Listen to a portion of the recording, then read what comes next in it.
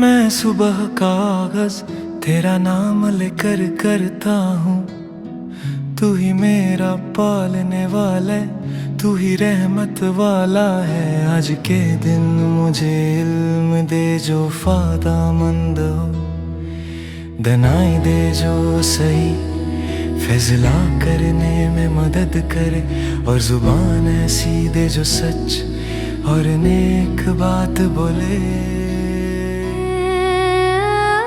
या शफी मुझे सेहत और ताकत अता फरमा, बीमारियों से महफूज रख और मेरी रूह को गुनाहों से पाक कर दे।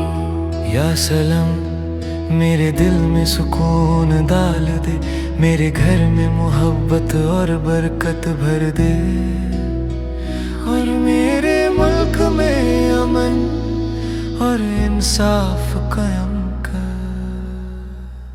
या रब आज का दिन मेरे लिए बरकत वाला बना, मेरे इरादों में खैर रख और मेरे कदम सीधे रास्ते पर चला।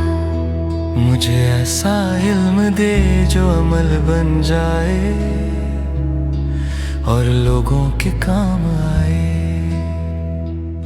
या अल्लाह मुझे समझ दे जो दिलों को जोड़े, हिकमत दे जो नफरत को मोहब्बत में बदल दे, और सुकून दे जो सिर्फ तेरे जिक्र से मिलता है। या रब्बुल आलमीन मेरी सुबह नूर से रोशन कर, मेरा दिन फजल से कमियाब कर और मेरी शाम शुक्र से भर दे। आमीन या रब्बुल आलमीन।